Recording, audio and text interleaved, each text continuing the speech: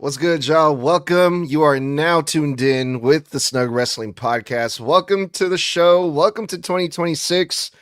Welcome to the first SmackDown of the year and the first 3 hour SmackDown, too. We're going to go over it here tonight with the Snug Crew. They're all here, too. Mr. Blood, Tommy, and Toxic. Welcome, fellas. How y'all feeling tonight? Not happy about the 3 hour return of SmackDown because I thought it was over at 10 and it kept going and I was like, oh, hell. And I live on the East Coast, so show starts at 8 here and ends at 11 p.m. And then now we're doing a show for an hour for the review, so I won't be done until after midnight. The New Year's great. Ready for a reset on everything. That's awesome. Reset on hopefully some storylines, some characters. We're on the road to WrestleMania officially, so that's exciting. I'm extremely excited because after Christmas season, we get Mania season, and from now until April 18th and 19th, it's going to hopefully be balls to walls. And I'm really hoping for some better builds. Now that we're reset, we're fresh, I'm hoping for much better builds to Mania than what we got last year. But last year, we started off with a lot of promising stuff in January. You know, obviously Cena came back for the Rumble. There's a lot of good stuff happening with Cody. We had a lot of great Punk stuff. So I'm hoping that this build, this start of this new year on what was really a really good SmackDown, mind you. First SmackDown of the year, 3 hours, yes, but some really great shit on here. Some surprising wins, in my opinion. But I'm excited. I'm in a great mood. I'm in a great mood for a fresh start of wrestling. And yeah, man, I think we're hopefully heading in the right direction. Despite SmackDown being 3 hours, it was surprisingly a good show because, I mean, I remember whenever they were at 3 hours before they went to 2 recently, like the most recent time, when they were just trying to get the show over with. They were trying to stretch it out as possible. I mean, it would always be, I'm pretty sure, Cody and Kevin Owens finishing the show and then just, so yeah, I'm happy that we're actually getting like a good 3 hour SmackDown, and let's just hope it's like that for the rest of their time that they're at 3 hours. Yeah, I don't want to jinx it, but we're in a new era again. It felt like I know that term gets used a lot, I'm sick but of that it term. really did feel like that because we saw a bunch of new faces that we haven't seen on SmackDown before, which we'll get into. We've seen a couple new faces from NXT as well, and it just felt fresh. It felt new. It felt different. This episode of SmackDown, as it should. And it was like a nice little intro for what's to come for the rest of the year for this 2026. So yeah, I'm excited. Of course, a 3 hour was a big difference. It was a super long show, but it also meant that some of the matches went longer. I noticed too, like the main event was a little bit longer than usual. I think they went like 20 minutes at least. You know, the match with Carmelo Hayes. So overall, it was a longer show, but we got more wrestling. It definitely seemed like that. So that's always good. But let's get into it, you guys. We kicked off the show with The Miz, surprisingly. Now, talk about something new that we hardly ever see. The Miz starts off SmackDown, and I'm like, okay, he kind of hijacks the show, and he's doing his usual spiel where he's complaining that he didn't get a match with John Cena. And now that John Cena's gone, he's the face of the company. And he brought up a lot of good points, The Miz did. I was the first ever Grand Slam champion.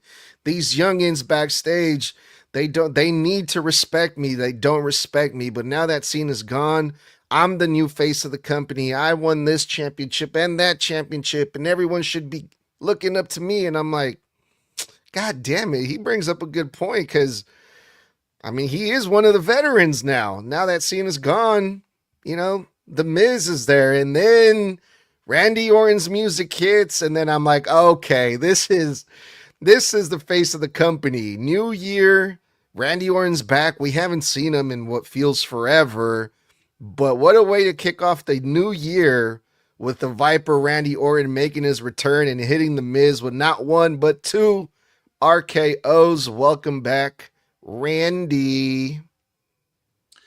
Yeah, I mean, it's nice to see Miz start the show. And the thing is, there is a reason that a lot of WWE talent and will straight up say the Miz is their most underrated professional wrestler. Whenever someone they're asking everybody, who's the most underrated wrestler you've ever been in the ring with? Who's the most underrated this? Who's this? Who's that? And the answer is literally always the Miz. He has that much respect from the boys and girls of the locker room. I mean, he's been with the company for 20 fucking years. 20 years. Okay. He's been a veteran since like 6 years ago, 7 years ago. But he is one of those old guard that's still around from that ruthless aggression era. And the very end of it, but he's a part of it. It's good to see Randy back. RKOing him is great. You got to play the hits. But here's the thing. We're about to go on the European tour, right? And I know that on the European tour, we're getting the Cody Drew match. I am really, really glad Randy's back, but I don't want him back unless he is starting this feud with Cody at some point or turning heel or finally running this program with Cody. Because when I really think about it, what is there for Randy to do? Like, I mean, think of everybody on the SmackDown roster right now. Everybody's involved in something that isn't over yet. Who is there for him to feud with that people are actually going to be interested in, that you would want to see Randy involved with, that you would be excited and hyped for, other than him being in the world title picture?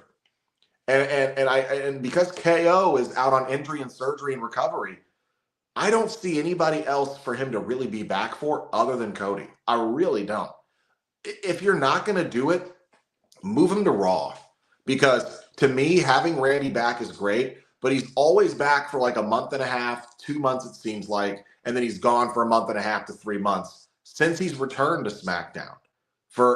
He came back from his injury, his surgery, everything else. He's literally like back for 2 months, gone for 3, back for 1 month, gone for 2. And it's like, if you don't have anything for him, keep him off TV, turn him into a part-timer, or move him to a different brand where there's more stories you could tell with him. But to me personally, love seeing him. Just wasn't expecting his return to be with The Miz. Oh my God. Okay. Not that I'm hating on the Miz or anything, because yes, he is a veteran and he deserves to be I don't know how to say it, utilized, I think, way more than he is. And I mean, the fact that I can get him as a United States champion on 2K25 Universe mode without even doing anything, that's kind of sad. But anyways, the Miz, so much respect for him because, yeah, and Randy, just good to see him back. It's been since like what, SummerSlam? I That's can't what it even feels like. remember the last time. It's been a It, while it though. feels like, yeah, it feels like it's been since SummerSlam though. But yeah, good to see Randy back, and surprised that the Miz started the show off. Well, first and foremost, Blood, you might be in luck here because literally one of the first people that Cody Rhodes saw backstage was Randy Orton. And he full blown told him that he's coming for that title. Like he came back for that title. I was going to say, pause. Fuck you. He said he's coming. He said he's coming for that ass, Yeah, boy. he Is what said Randy said. He said I'm coming for the WWE title. Is what fuck you. I hope it buys him dinner first. The point still stands. Randy was literally one of the first people that said that they were going after the WWE title. So there's that. And when it comes to Randy and Miz and all of that, I legitimately, when Randy came out, I'm like, well, when are you going to do it? You really have one thing in common when it comes to all of your like in-ring segments. When's the RKO coming? And then it did twice. And I absolutely love that one.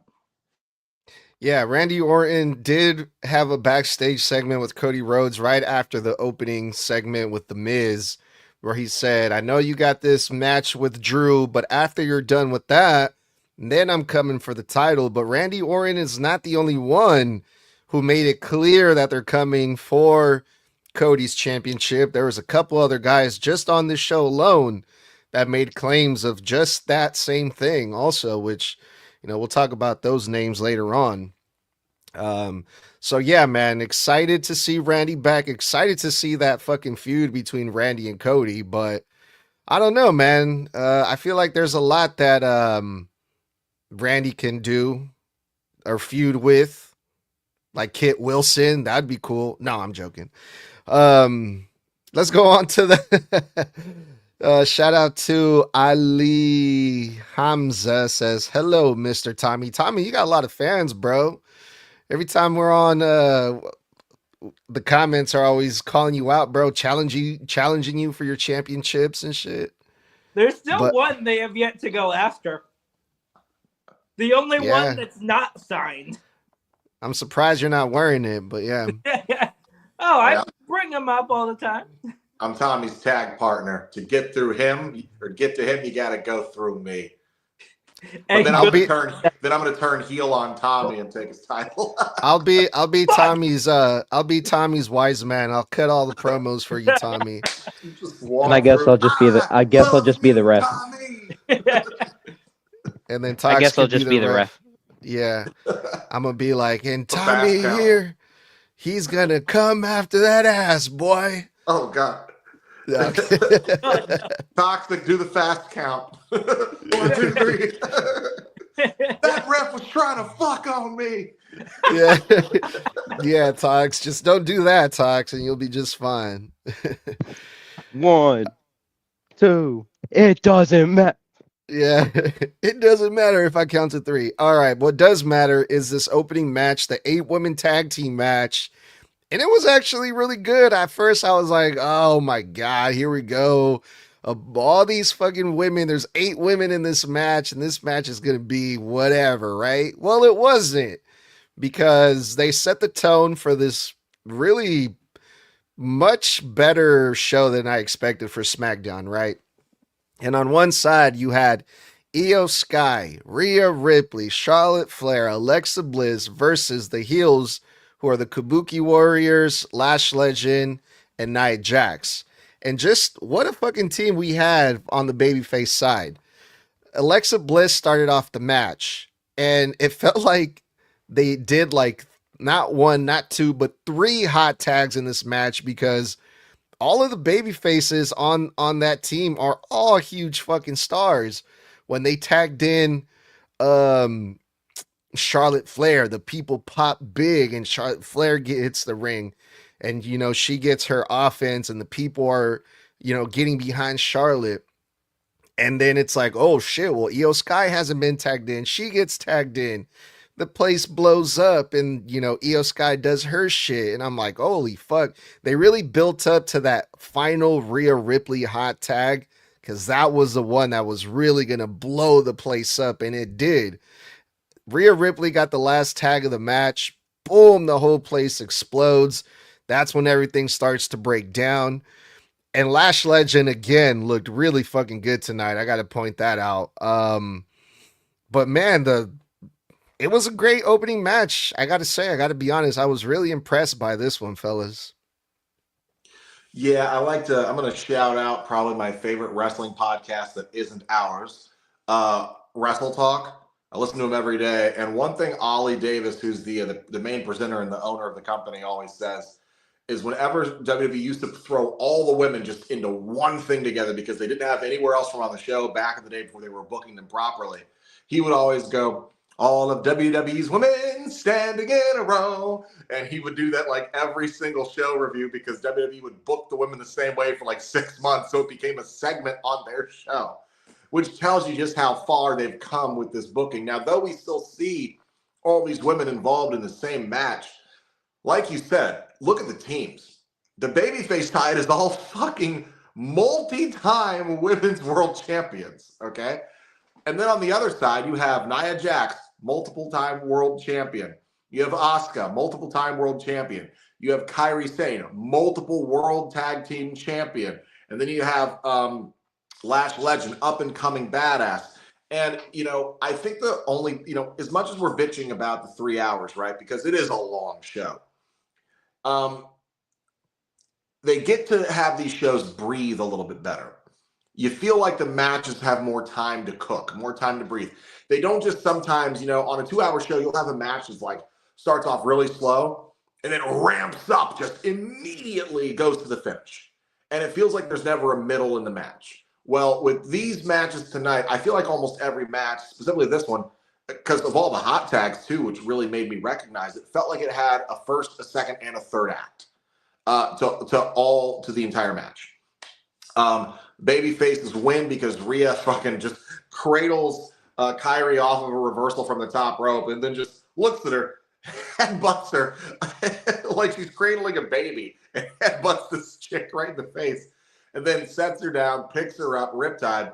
But I do want to shout out just how good Lash Legend does in fact look, because you're right, Snug. I think my favorite moment of the match was Io Sky doing the doing her thing, her drop kick, hits the ground, kip up to a bounder front flip, me, and you see Rhea on the ropes. And then she gets pump kicked by Lash Legend. And aside from the fact that Io just sold the hell out of it, like Lash Legend really laid that in, and she just looks great. When I look at Lash Legend, she's everything that I wish Jade Cargill was. Let me put it that, and I mean that wholeheartedly, because Lash knows how to wrestle. Lash understands timing and cueing, and she can do the power stuff, but she looks and seems confident in the ring. Because they just threw Jade Cargill in there with Bianca and had Bianca cover all of Jade's weaknesses. And they have Lash up there with Nia to help cover her weaknesses, but also help her navigate what's going on in the main roster. So it's protecting Lash. But Lash, in my opinion, is a much more competent wrestler because she only had one place that trained her versus Jade, who's got two different companies' formats in her head. But I really do like how this match went. It was a great opener. And I think everybody came out of this looking great. Yeah, I didn't really pay attention to this match because, not that I didn't think it was going to be a good match. It's because, we just see a combination of Rhea, Io, Asuka, Kyrie, and something with Alexa and Charlotte and Nia. And I'm just like, we're just seeing the combinations again, but the heels are with the heels and the faces are with the faces. I'm not going to be interested if I'm not interested in the single matches. So, yeah, not a lot of thoughts. I get that, Tox. I do, especially with how much we've seen all of this combo. But those hot tags as well, absolutely immaculate, perfect timing, everything else. Of course, Rhea, right after doing her thing, looks over at Io and just goes, "Hey, let's go." Tags her in. She gets that final pin. I absolutely love that as well. So there is literally nothing that I personally feel went wrong here. It's definitely not match of the night, but it's still Really quick, I did forget to say something. It's very quick. I did want to say one thing I really enjoyed about the match, because we're not going to get a lot of that here in a couple weeks when they hit Saudi. The gear tonight, I felt for most of these one was on point, but Charlotte's gear tonight I thought was incredible, and it captured. The gear captures attention. Her gear, just like, I was locked in. I couldn't stop looking at her gear. But I just wanted to say that because when they go to Saudi, they're going to be fucking head to toe covered, not be able to rock all these great pieces of material they have made. But the women all looked great tonight, not just wrestling, but they looked great in their presentation. Interesting. I didn't even notice. I guess I just personally, it doesn't really make a difference to me what the fuck they wear, if I'm being honest. But hey, That's just me. Um, the other thing too, like that exclamation point that they did at the end of this match with Io Sky pinning Kyrie, saying they're gonna have a match next week for the women's tag team titles, and it's like, well, are they gonna be able to do that again? Are we gonna get new champions? And I think it's safe to say that we will. I got Io and Rio winning on Monday Night Raw. So yeah, that was like a nice little tease of what we might see at the title match in a few days. All right, what did we have after this? We had that's right, one of my favorite moments of the show. Kit Wilson, my guy, had an open challenge match, and he got a new theme. He got a new entrance because I guess his tag team partner's still injured. We haven't seen him in forever, but at least Kit Wilson, he's being featured now in the solo, a solo run, and his mystery opponent was Zack Ryder. Nay, he was introduced as Matt Cardona, and not only that, Michael Cole mentioned it is official. Matt Cardona has signed with the WWE, and he is part of the SmackDown roster officially. And I'm like, damn, that's crazy. He's back. He's here to stay, and he's Matt Cardona. I was really happy about that. And he got to win this match too. He had a nice little match versus Kit Wilson.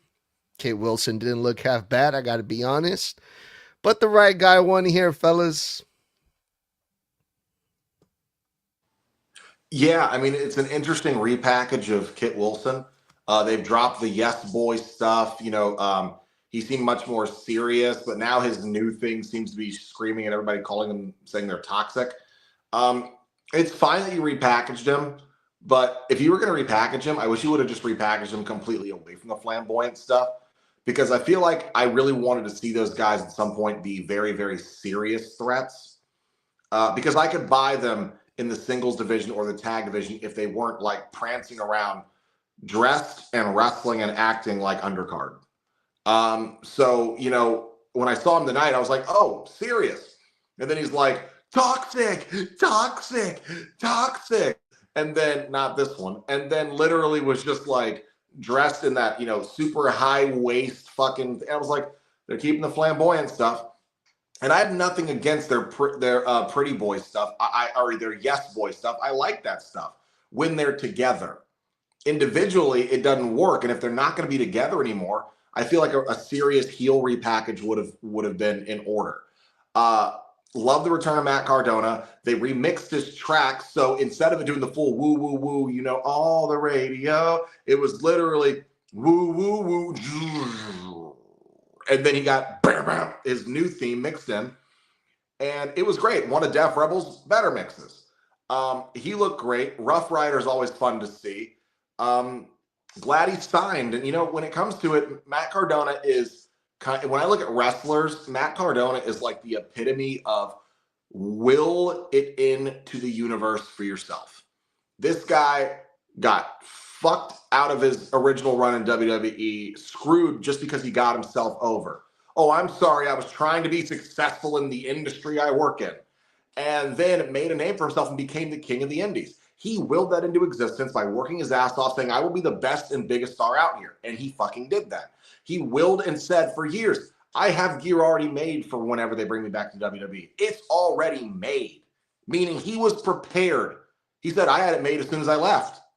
He willed it into the universe that he would get back here one day, and he's now back here officially. He has built himself up as such a big star with hardcore wrestling fans and fans who already knew who he was just from WWE mainstream.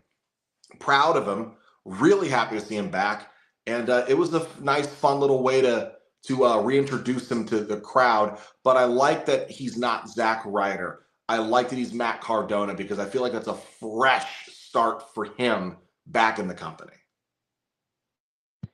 Yeah, 100% agree. I feel like having him as Matt Cardona rather than Zack Ryder was I mean, such a better thing than having him, or such a better decision than having him as Zack Ryder, because I mean that's what he was whenever he got screwed and got himself over. So I mean, if you want to bring him back, I say let him do what he wants with his name and like his character and stuff, but not like don't let him take full control, but just let him do the basic stuff like his name, the character, and yeah. But happy to see Matt Cardona or Zack Ryder or whatever you want to call him. He's the same person. I'm happy to see him back. I am also so happy to see this guy back, especially with everything that he's been through and all of that in the past. Then he went to TNA. Now he's back in WWE.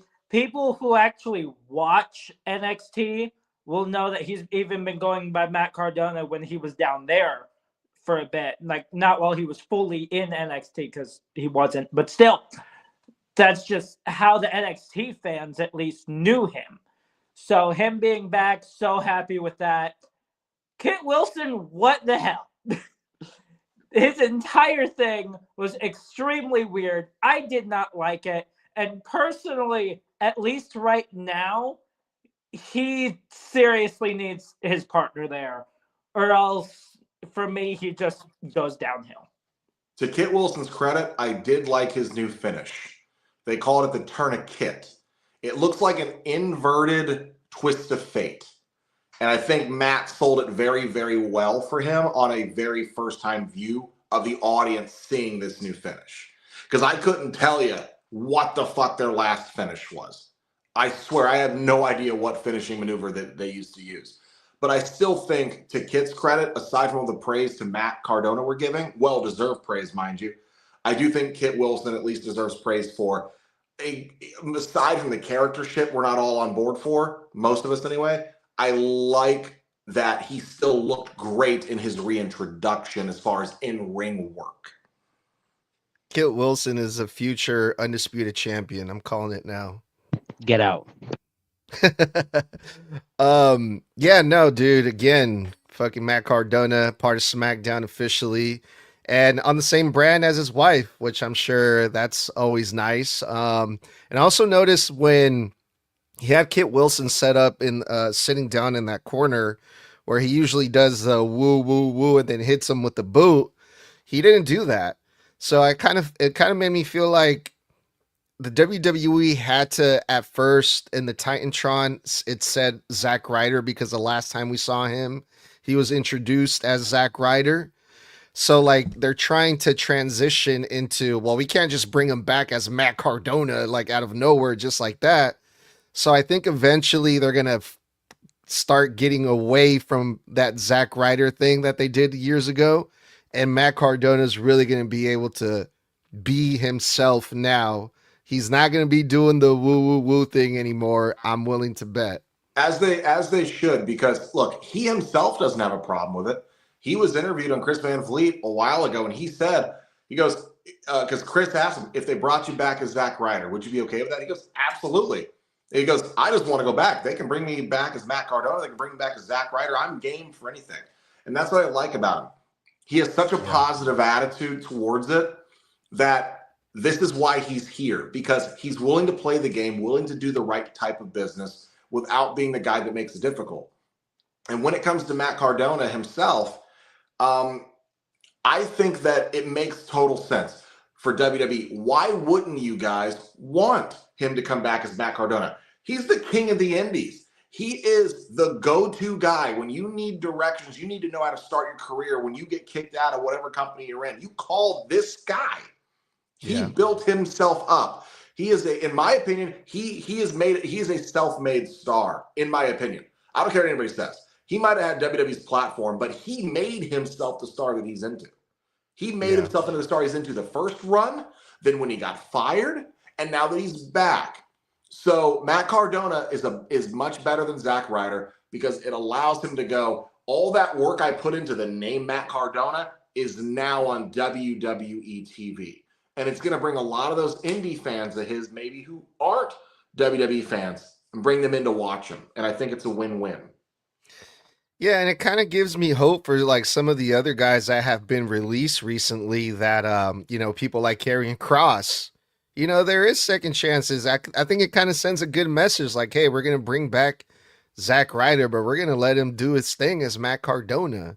Maybe that'll light the fire under some people's asses, that are grinding in the indies right now that want to come back.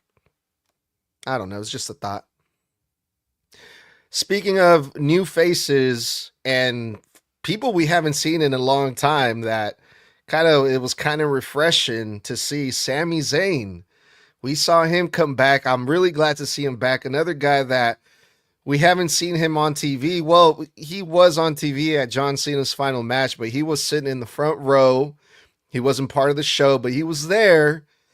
And Sami Zayn cut one hell of a promo, for his first time being back in the new year on SmackDown, in however long he's been gone for, where he talks about being world champion, how they were sitting in front of Cena's match, front row for Cena's match. He was with his son, and the promo he cut was so real, and it connected, I'm sure, with a lot of people.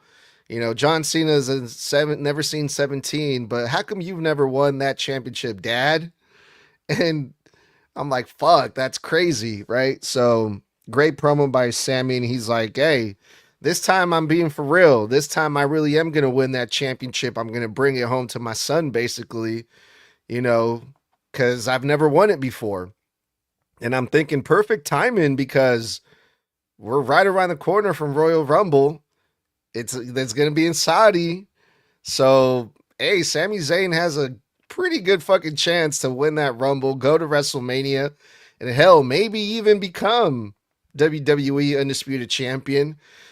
But right before Sami Zayn's time got cut, we got a call up, it seems like. Trick Williams was on SmackDown, and I popped really big for that. Trick Willie. He's so cool, man. Man, I'm so glad he's gonna be called up. He goes face to face with Sami Zayn. Trick Williams cuts a promo on Sami. They have a nice little face off. And it's good to see both of these guys on SmackDown. I know I said the last segment was one of my favorites, but this segment right here was another one of my favorite segments of the show, if I'm being honest. Yeah, I think that Sami Zayn promo was awesome. If you're a parent, or if you've ever felt like you've been comparing, what's the old adage? Comparison is the thief of joy. You go through your life because you're trying to make something for yourself. But then there's this other guy next to you who's above you in some regard, who's accomplished all the things you wish you could accomplish. And you start to have some kind of jealousy or an envy, or even if they're your friend, but you're happy for them, but at the same time, you're like, well, if they can have that, I can have that. But you find it hard to achieve it. And then you usually let it go inside because you're trying to realize that you don't need that thing to make you happy. Until one person you deeply care about looks at you and goes, hey, well, they did it. How come you haven't done it? And then you're forced to face the real feelings you've bottled down so you can maintain a modicum of humility and respect. Because now someone has brought that jealousy out of you, that competitiveness out of you, that unfortunate need to compare yourself out of you. And I feel like everybody has had a moment like that in their life. You try to stay good, you try to take the high road, and then someone reminds you that maybe you're not good enough. Even if they remind you unintentionally, like Sami's son. And I thought that hit really hard. And I've said this before, and I will say it again. Sami is my pick for the Royal Rumble. I said it several weeks ago. I said it, I think on Thursday night on our one-on-one. Check that episode out live on Apple and Spotify. If you didn't catch it live, that is the recorded episode is there. But it's in Saudi. And I said this before too, if you were ever going to have Sami win the Rumble, it's got to be in Saudi. You don't have to have him win the big one at Mania. But WrestleMania 43 next year is in Saudi.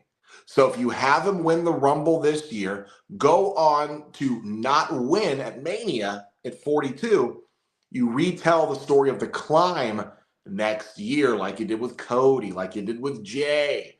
And then WrestleMania 43, you crown him next year, but it starts tonight.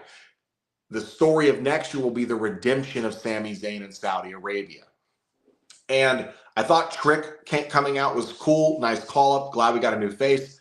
However, I was very bored by his promo. I was entertained by his charisma, but I thought he said way too much of the same shit over and over again. You know, Adam Pearce called me because he needed someone who was this great and this great and this great and tall and this great and handsome and this great and amazing and can wrestle and I'm this great. And then he finally goes, and Sammy, you know, I'm not the guy who almost wins like you. I'm the guy that doesn't. And I'm just like, you just said the same thing 20 different ways for 2 minutes and then finally made it about Sammy. And then Sammy retorts, I'm going to teach you a lesson in humility. So I guarantee we're getting a match next week. But I thought the Sammy stuff was the strongest point of this segment. There's just a lot that I have, but I'm gonna try and brief it down a little bit.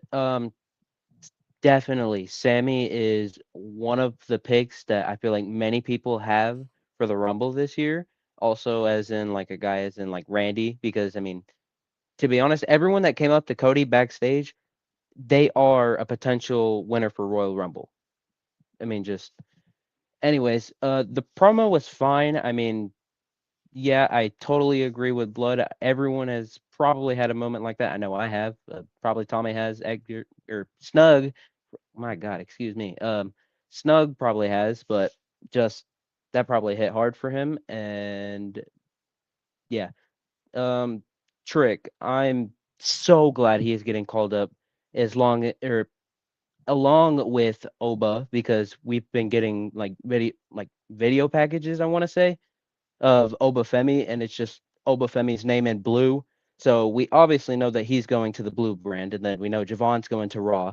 So I feel like those brands get the NXT star power from like three of the greats in NXT right now, and they bring him up. But Trick versus Sammy next week is going to cook because it was announced. Um, and yeah, happy with this segment. Both of you are wrong. That match is not against Sammy. It's against Ray Phoenix. That's true. So Trick is still getting his debut match. It's just not going to be against Sammy like we all originally thought from this specific promo. Why'd I forget about Ray Phoenix? Plus that. But I will say that there was one thing I was hoping, and that is the fact that we are like 3 weeks out from Rumble. Mhm. Why the hell hasn't anyone declared themselves for the Rumble yet? Like, no one has said it. Last year, we had like 6 weeks in a row of someone declaring themselves for the Rumble. And that's what I thought was going to happen here. When Yeah, he that's a said good that point. he's coming for the world title, and what I thought right before Trick's music hit was, and I'm declaring myself for the Rumble. That is what I really, really hoped he would say. Mm. But unfortunately, then Trick Williams came out and that went off the rails. So, yeah, just had us hanging there a little bit, hoping he would declare it, only for Trick to come through. Yeah, that's a really good point, man. We are getting closer and closer to the Rumble, and I don't know, it just feels like lately when it comes to the PLEs, the buildups are like very, very last minute, unfortunately, which I hate to say, but um yeah, don't we have a Saturday Night's main event too this month that they're probably building Yes. towards? The Okay, first that's one. probably why. Yeah. Because we're getting like 4 a year now. There'll be, I think, 2 in the first half of every year and then 2 in the last half. So That's probably why they haven't announced or made any Rumble, comments or whatever. But the other thing, I think I want to speak on that really quick, and I apologize for interrupting you. Um, the main reason I would say I don't think that they're just declaring themselves this year. Last year, the reason they declared themselves for the Rumble is because John Cena did it first, and everybody was declaring because it was his last Rumble. So they were declaring left and right because it was all these main eventers that were going to be in the most stacked, star-studded Rumble of all time because it was Cena's last Rumble. And they made such a huge deal out of it that everybody's like, well, I'm going to be in there and I'm going to be the one to throw John Cena over. I'm going to win. So I think that's why it was a much bigger deal last year. Going back to this thing with Trick Williams and Sami Zayn, like Randy Orton, he declared that he's going after Cody Rhodes. Technically, Sami Zayn saying he wants to be world champion. He's on SmackDown. He's referring to Cody's undisputed champion. Trick Williams also ended his promo the same way. I'm here to be world champion. And again, I'm like, the whole time I'm thinking, motherfuckers, the world champion is on Raw, but okay, I get what you guys are saying. But I can listen to Trick Williams cut promos all day, man. I I think Trick Williams is my favorite wrestler now of all time. There, I said it. Besides Kit Wilson. No, I'm kidding about Kit Wilson, but for real, um, this is how it should be. Everyone that gets called up, everyone should want to come after the champion, which is Cody. So Cody, he's gonna have his hands full here with this one, and then with Obafemi also being shown or featured on SmackDown. Man, SmackDown, because it's 3 hours, man. They're really stacking it up with all these stars. But any closing thoughts? Anything else you guys want to say about Sammy and Trick here?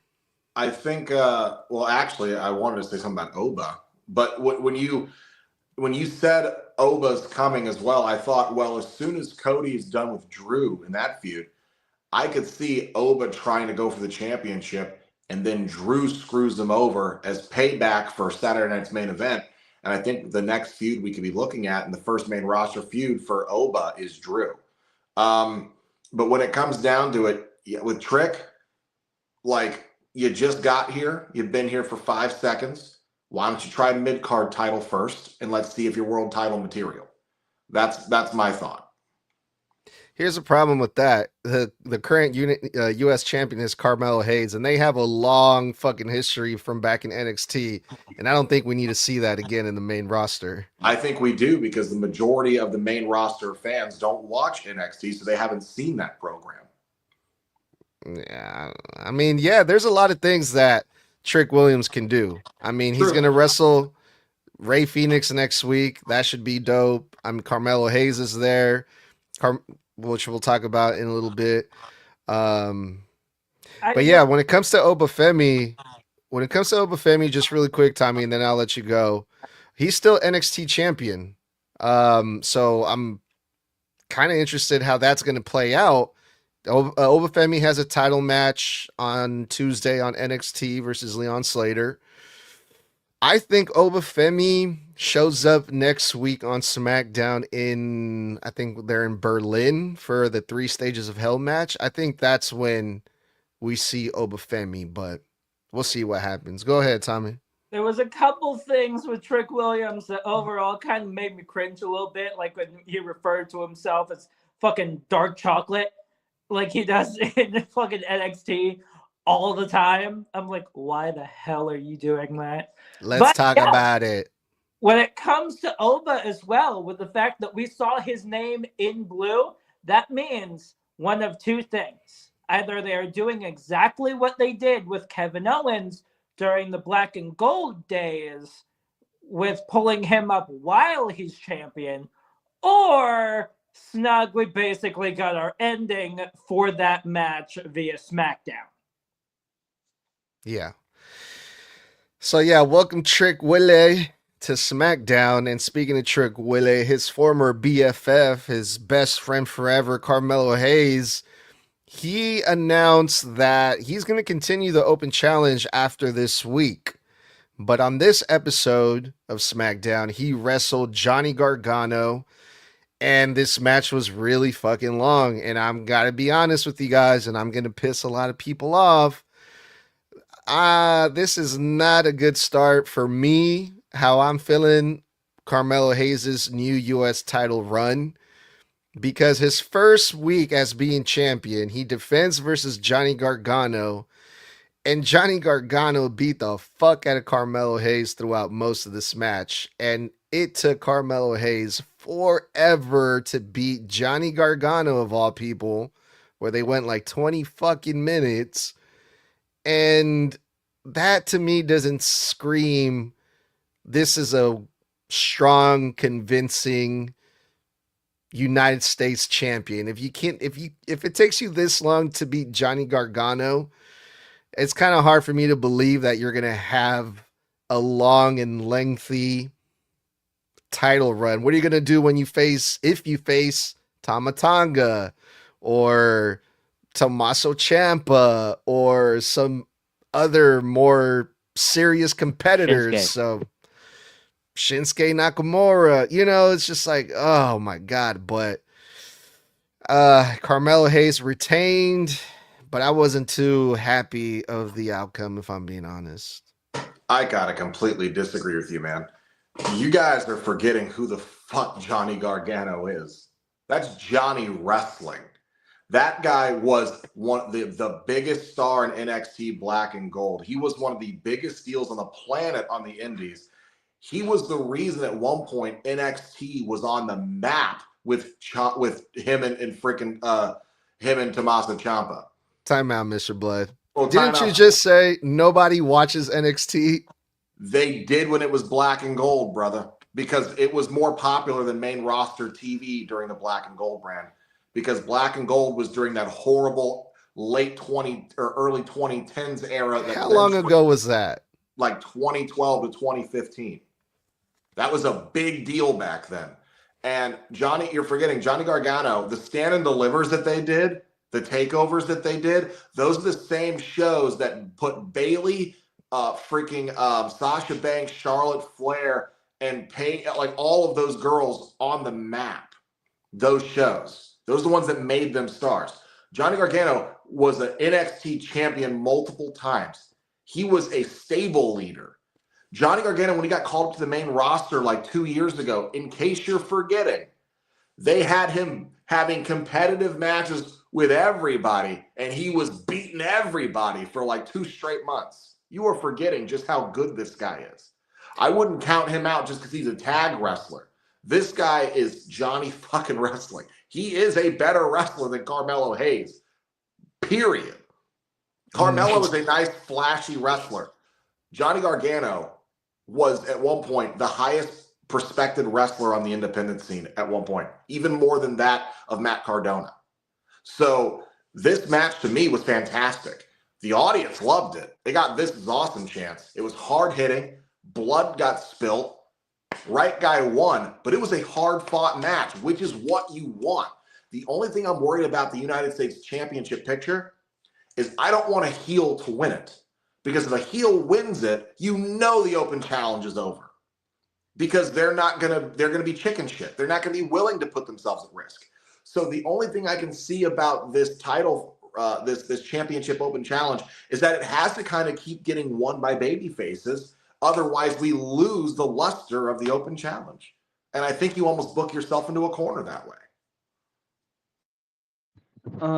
Okay, not that I don't like seeing the open challenges because I love seeing the open challenges. I mean, when Sammy brought them back, we got major matches that could have went either way and still worked properly. Like for instance, Javon Evans versus Sami Zayn. That could have went either way and still been a good decision.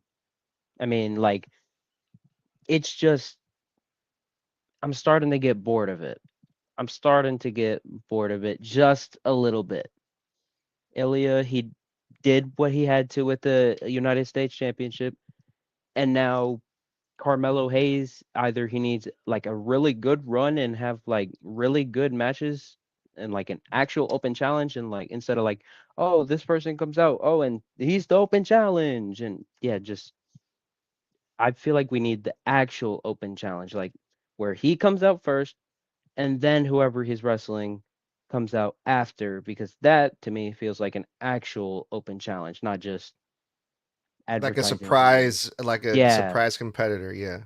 Well, yeah, but kind of. Anyways, I'm glad that Carmelo Hayes retained.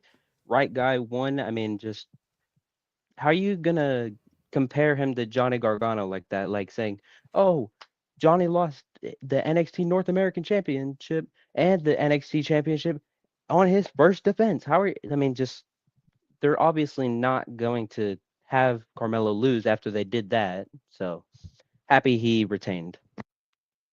I will say that at this point, I do not think that Carmelo Hayes would be able to handle, say, a returning Jacob Fatu when that ends up happening. Like, at that, Jacob would probably be in the world championship picture. well, we all thought that when it comes to Damian Priest, but he had one cash in and then they dropped it. So there's that. But I will say that this whole match, it was iffy for me. It's like I absolutely have my match of the night. That's main event for sure, but we'll get there. But still, like for me, I feel like this could have been shorter a little bit. Yeah, shorter. Short. Johnny Gargano is short. No, I'm just kidding. That was a terrible joke. All right, let's move on. Let's skip ahead a little bit to the Drew McIntyre and Cody Rhodes segment. So they have their 3 Stages of Hell match next week in Germany. And tonight we found out what the 3 stipulations are going to be. Drew McIntyre had the ability to pick whatever matches he wanted, right? For the stipulation. So he went with the first fall is going to be a regular traditional wrestling match. The second one is going to be falls count anywhere, which means no disqualification. And the third one, if by some miracle, according to Drew McIntyre, they have to go to the third and final fall, which I believe they are, but we'll do predictions when we do predictions. We're not doing predictions. It's not a PLE. Never mind. Scratch that. The third fall would be a steel cage match, which I do think they are going to go to the third fall because, I mean, we have to see the cage, right? I mean, we're not just going to have the cage and be like, oh, we're not going to use it, right?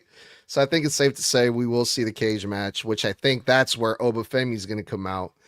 But it doesn't end there because Drew McIntyre is really trying to get under Cody Rhodes' skin here because if Cody hits Drew McIntyre, even so touches him with the fingertip, Cody Rhodes loses his WWE title. So Drew McIntyre is doing the most to make that happen. And on this episode of SmackDown, Drew McIntyre went in Cody's tour bus. He got, one of his most prized possessions, which was a picture frame of Cody and the American Dream Dusty Rhodes. And he took that and he broke it. And then he went to the ring and lit the picture on fire. Drew McIntyre doing typical haterade shit like Drew McIntyre knows best. Yeah, man, they're just heating up this match next week. I'm already sold on it. I've been sold on it. So seeing this type of behavior from Drew McIntyre is just so entertaining to me. Yeah, I think this is stupid. Because at the end of the day, look, the last time I remember even seeing a 3 Stages of Hell match, they said it happened like 12 or 13 years ago. Clearly it wasn't memorable enough to even, like, who was in it, The last time I remember a good 3 Stages of Hell match was like Triple H and Shawn Michaels like 20-something years ago, okay? And that involved a fucking like Hell in a Cell, if I remember correctly. So when it comes down to it, I think you're going to have a stipulation as crazy and could be any combination of matches you want, right? And 2 of them are no DQ or falls count anywhere, no DQ matches. Okay.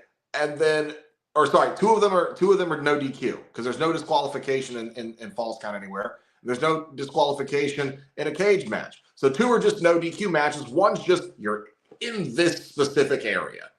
And the first one's a regular match. So I wonder how quick the first fall is going to come. I wonder how quick the second fall is going to come, and I wonder how quick the cage match is going to be, because unless you're making this whole match an hour, it's going to be within half an hour, 30 minutes. And if there's commercials, then you're going to miss quite a bit of it. So I'm just thinking televised wise, this is going to go like 22 to 28 minutes, maybe. It'll be 40 actual minutes with 12 to 14 minutes of commercials. So I'm not overly excited that this is on fucking free TV. Shit should be on a PLE, or it should be on a Saturday Night's Main Event, or it should be somewhere else where this stipulation would mean more. And I think the stipulation choices should have been different. Ones that actually fucking matter. A one-on-one match, then a falls count anywhere, and then a steel cage. And you know the steel cage means interference from someone, and I guarantee you Oba's coming to help Cody retain because of how they left last Saturday Night's Main Event. But I'll tell you the main reason I'm not into any of this. Aside from the fact that they just threw Drew in there with Cody because Jacob got hurt late in the summer and had to go in for surgery for his jaw or whatever the fuck it was, or his teeth. What Drew's doing makes no sense. At what point in this story, in this feud, have we heard that if Cody touches Drew, he's stripped of the title, and then the title's automatically awarded to Drew? Never. Is that what's happening? No, that's the thing. If Cody touches Drew, he's stripped of the title. So why is Drew trying so hard to get Cody to touch him? If he touches you, Drew, it doesn't automatically make you fucking champion. It would be vacated. Yeah. And then you would have to fight even harder to get it through a tournament. Yeah, So but I mean, that's stupid. pretty. You want it's the title simple, so blood. bad. It's simple. But you won't get it just because he gets it taken from him. That's not the point. The point is. Should be the point. The point is, Drew McIntyre is screwing with Cody Rhodes.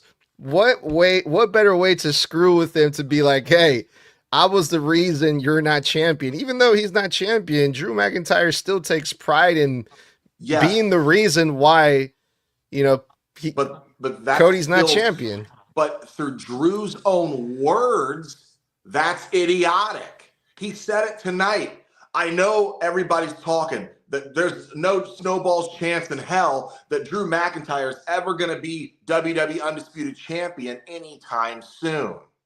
So if the whole point is you want to take what you believe is yours, what you thought the bloodline robbed from you all those years, this has been your whole character for 4 years now. The bloodline screws you. You turn heel. They keep screwing you. Every time you have a title match, you get screwed. You want the title. You've won a title. That's been your character for 4 years.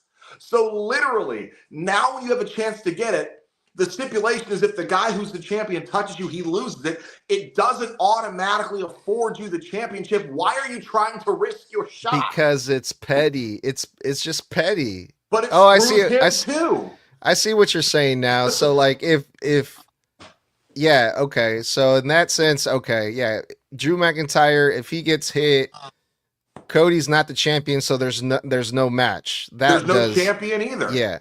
So to That's me, true. in 4 years of your character, 2 of those years you were a babyface fighting for that title, getting screwed over and over and over and over and over again by Roman Reigns. And the other 2 years you're heel and you're getting screwed on Raw because you've been trying to get the title. You get screwed by Drew. You get screwed at Mania by Punk. You get screwed by Punk again. Every chance you have to fight Cody, the ref goes down. This happens. Your whole plight has been, there's a conspiracy to keep me from becoming the WWE champion. I should be champion right now. Every time, that's his gripe. So if it's in the palm of your hands, why are you risking the title getting vacated rather than solidifying your one chance to actually grab it in the ring in a sanctioned match? That's my problem. It's stupid. Unless freaking Nick Aldis said, Cody, if you touch Drew McIntyre, I strip you of the title and I give it straight to him. Mm-hmm. We haven't heard that. I got a list of things that I want to go over. One, what's with Drew stealing everyone's shit? We got CM Punk's bracelet that he got from a fan. We got Damien's chain that I don't think he ever got back. And what's it called? Cody's picture of his dad. I mean, what's it with Drew and stealing people's shit? Leave your hands to yourself. Two, I also think it's fucking stupid. Like the stages part. Why have a steel cage when you can do a ladder match? A ladder match would just be better because I mean at the same time, we didn't hear that the match is off if Cody touches Drew. I don't think we heard that part in the agreement, but there would still be a match, but I don't I don't know. It's just stupid. And then obviously you're gonna have Oba help Cody, and we're gonna get that feud for Oba's first feud, which badass first feud. But the thing is, I don't even think Drew's taking it off of Cody. I don't think it'll be Oba. I don't think it'll be Randy, Sammy. I think it'll be Jacob.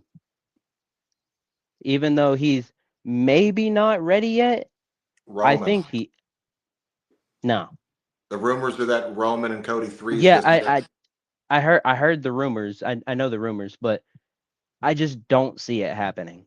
But there's a lot of things going on with this that make no sense, and there's a lot of things that are going on with this that makes a lot of sense.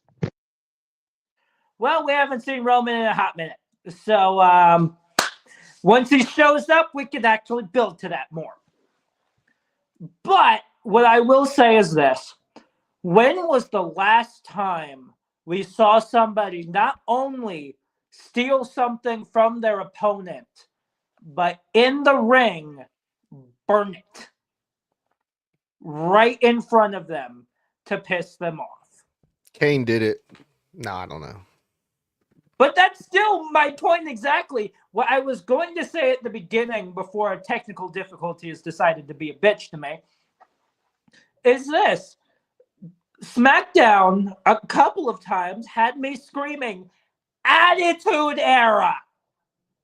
Because it was this moment here, and then it was the main event as well that I was also thinking that, but we'll get to that later. But still, this entire thing with Drew made me scream Attitude Era this entire segment. Yeah, I said the same thing when I saw Kit Wilson. I'll t- All right, but for real, you guys, new year, new champion. Chelsea Green versus Julia. And, well, actually, I don't think I could say new champion because she's the former champion and she's the second time champion of the women's United States title. And what? How long did Chelsea Green have it for? Like 3 months, 2 months, something like that. So it's back on Julia. Thoughts on that, fellas? Stupid as shit. All this did was reinforce what I said last week, or sorry, the week before last week. You need more fucking women in this goddamn division or fucking retire the belt. There have been 3 United States Women's Champions since the week after WrestleMania last year. 3. Zelina Vega, Chelsea Green, and Julia. 3. My brothers in Christ, it's been almost 9 months and only 3 people have held that title. One of them held it once and the other 2 have held it twice. How have we had 5 reigns in 9 months and it's only been the same 3 people? You need to put women in this division or get rid of this division, because I didn't give a shit that Julia won it back. And you know who else didn't give a shit? The entire audience in live attendance. No one cares. There's no fanfare for Julia. There's tons for Chelsea. No one gives a shit about Julia because you fucked up her entire run when she came up on the main roster. She could have been something great, something awesome in the women's world division. Nope. She could have been something in the tag division. Nope. You put her in the one division no one even remembers it exists until they see a match revolving around it. And it's done nothing for her. If you ask me, the entire United States women's division is only there for Chelsea Green. That's what it fucking feels like. It only exists for Chelsea Green.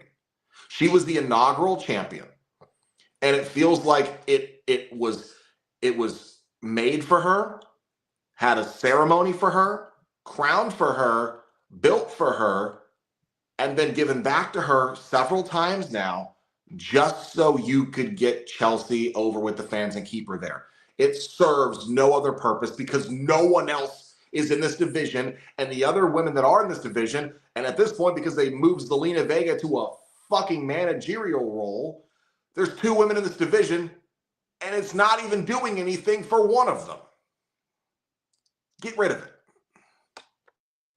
You know, I thought of a way to actually fix this division, which it's far gone. I don't even think there's any fixing it. But we did see Jordan Grace backstage, and I'm like, oh, that's probably the missing piece. Fuck no, you're gonna put her in the world title scene with Jade. That, I mean, just you ruined that chance to fix that division. I mean, look at the other 2 brands women's mid card titles, Intercontinental Championship. They fixed that real quick with Maxine taking it off of Becky. It's still messed up, but it's good. NXT Women's North American Championship, goated.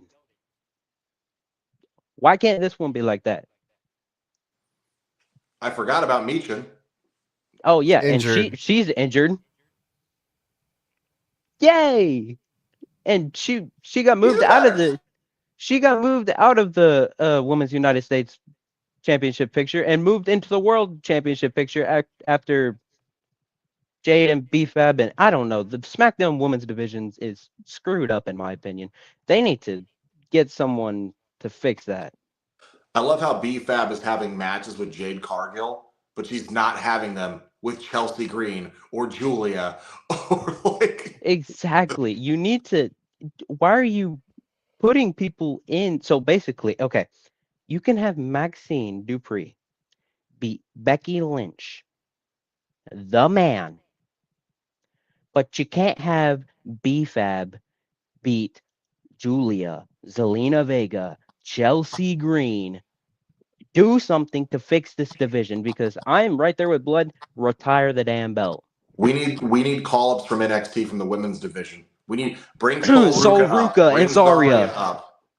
Like for real. Because if not, why is that title taking up TV time? Blood, I literally was about to fucking say that. So, Soul, Zarya, great call-ups. There's one other that I would also call up, though.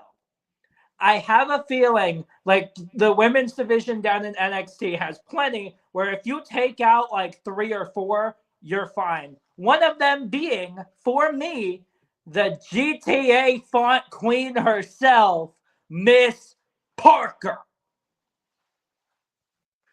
So I honestly would not mind if Jada Parker came up and joined that United States title division as well.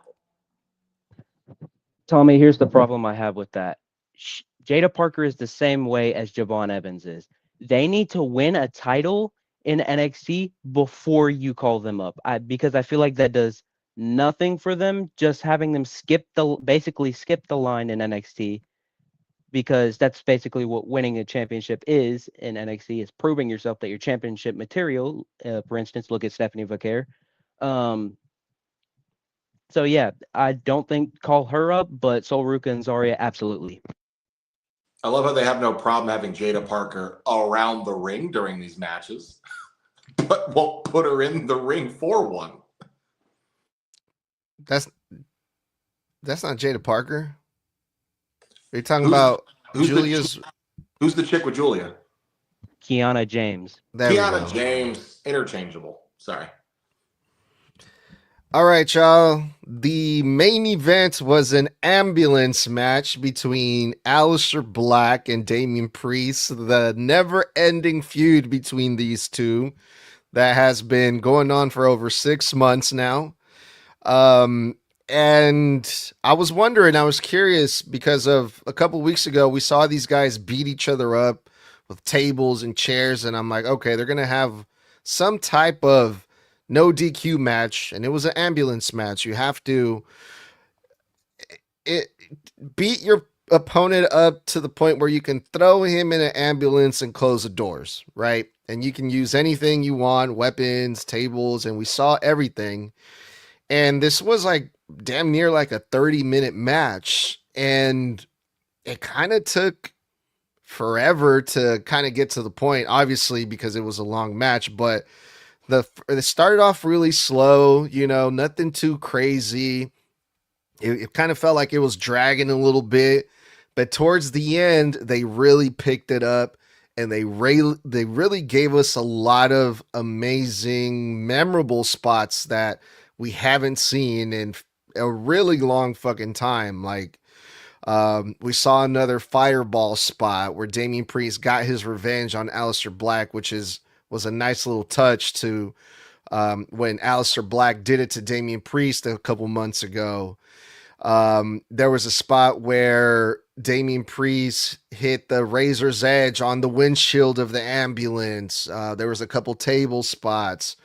And the big finale was Damian Priest got Aleister Black on the top of the ambulance and choke slammed him from the top down to the table, which looked, like they did it well. It was a good spot. So it was worth the wait. I mean, towards the end, it was fun. It was exciting. They did a lot of crazy shit to each other. I don't know if this was. I mean, for this, it was a long, long feud.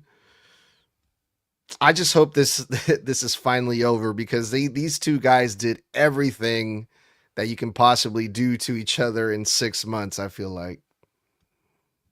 I'm going to keep it short and sweet for the sake of time. This feud is probably my least favorite feud of last year because it went long enough to tell a 3-part story and still somehow accomplished nothing for either of these two guys. Other than, hey, Aleister Black used to work here. Oh, hey, you know what he has in common with Damian Priest? They're both like goth punk metal guys. Throw them together. Okay. And? Oh, the feud's still going. Oh, okay. And that's it. Like, that's all I felt for the last 6 months was them smashing their spooky action figures together and then like legit 50-50 booking the fuck out of it. And then they were like, well, I mean, we got to keep Damian busy till Rumble season. We really don't know what to do with Aleister. We could probably keep it going until at least right after the new year, right? Yeah, they're fine. Let's focus on the shit we actually care about. And here we are. Match was an ambulance match. It was crazy. It was decent. It took fucking forever. 30 minutes is a crime to me for an ambulance match because it's a stupid stipulation. I always hate these types of stipulations. I hate the stipulations of like casket matches and you got to close something on someone to win. I hate those matches. Yeah, thank God it's fucking over. Yeah, so just for confirmation, this feud is done. They advertised it like that. The finish of a half of a year-long feud with these two or something like that. But now go ahead and sue me for saying this, even though it's only the second day into the new year or into the year. This already has a contendership for me as match of the year. I go ahead and laugh at me all you want, but that's how much I like this match. I like this It match. wasn't a high bar. Sue me. But anyways, I liked the match. I liked it a lot. Fuck. I don't even know what I was gonna say. Fuck you. Um, I hate when that happens. Whenever. But the match was really good in my opinion. Definitely, if there's a spot in my mind where I'm like, what was the match of the year for 2026? This would definitely be one of the ones that I consider because the match was good. It was well paced, in my opinion. There was a lot of cool spots, like when Zelina opened up the ambulance and there's Rhea Ripley. That's a So classic spot in an ambulance match, I feel like. yeah, so I always like ambulance matches unless it's Andre Chase and Ridge Holland. We don't talk about that one. So yeah, the match was amazing in my opinion. I did absolutely love this match. I had so much fun with it. I'm not going to lie with you. So you're basically on your own there, Blood. But I will say that Rhea popping out, absolutely love that spot. It's a classic. But once again, Attitude Era. This was the other one where I just fucking screamed it because the last time we saw this type of match, it basically was the Attitude Era. So, yeah. Really? When was it? Roman Reigns versus Braun Strowman. Oh, that's right. Oh I God. forgot that happened. I'm glad I Actually, did too. technically, it was 2024 Halloween Havoc NXT Rich Holland Yeah. versus Andre Chase. Yeah, on But the that main one we don't roster, talk it was the about because first. it wasn't good. Yeah, main roster, because if you remember, Braun Strowman tipped the ambulance over with Roman inside of it. Oh, that's right. Yeah. But my point still stands. I was absolutely screaming Attitude Era almost this entire time. Good old Damian Priest is digging into the fact that people call him the mini Undertaker, in which I've heard quite a bit between his entrance with that cape that he pulled up, made it kind of look like the bat wings that Undertaker hated, but he still had at one point. So that's what that came to for me. But Taker, especially with that choke slam at the very end to finally end this off, it just screamed Attitude Era, and you're digging into Undertaker. Well, yeah, you guys, that was the first 3-hour SmackDown, and holy shit, man. This is what my Fridays are going to look like for the rest of the year. Fuck. Have fun editing. 3-hour show. Probably But just till goddamn. summer, because, like I said, I think the new format's going to be 4 Saturday night main events, 2 in the first half of the year, 2 in the last half, 2 European tours, 1 at the beginning, 1 at the end of the year, and then 2 times we're going to go to Saudi Arabia a year, and then I think we're going to wind up having 3-hour SmackDowns in the first half. They go down to 2 in the fall leading into winter like they did last year. I think that's the new format TKO is going with. But on the bright side, we got a lot of new faces. We got a couple returns. So we got a lot of stuff that, they can cook up here for SmackDown that, we've never seen. Now this feud with Damian Priest and Aleister Black is finally over. So we're on to newer and fresher things on SmackDown, it feels like. So for that, I am excited for. We'll be keeping a close eye on SmackDown. But for now, we're going to be heading out. Be sure to check us out on Monday after Raw. This weekend we'll be doing some other stuff, and I'm right here, Snug. I'll close it out for you. Go ahead. Thanks for kicking it with us, guys. That was the episode review of Friday Night SmackDown, the first of the year. Raw, or back to 3 hours. If you like live content, kick it with us every Monday and Friday night after Raw and SmackDown go off the air respectively on Apple and Spotify, where we do live post-show reviews. And for bonus content, you can catch us on all the socials during the shows as the segments go off the air for reaction content, if that is your thing. Then catch us every Thursday night on TikTok Live, where myself, Mr. Blood, and that handsome Mexican Edgar over there do one-on-one, fan questions, random wrestling topics, and whatever wrestling topics are kind of present at the moment, as well as the fact, if you guys want to support the podcast, you can head on over to our TeePublic, where we have over 100 new designs just for you guys to support the podcast. Boys are repping it right now. We got hats, shirts, shorts. We got freaking bags. We got fanny packs for you Disney kids. We've got tons of shit, awesome designs. TeePublic/Snug Wrestling right now to support the podcast. And if you are trying to find out where you can listen to us live throughout the week, we are always live on Twitter or X, whatever you want to call it, Facebook and YouTube, guys. So happy New Year. Stay safe, stay savage, stay snug. We will see you on Monday. But for the first SmackDown of the year, boys, that was what? One time for the one time? I said that was 4 letters. 4 letters. One more. Oh. Yeet.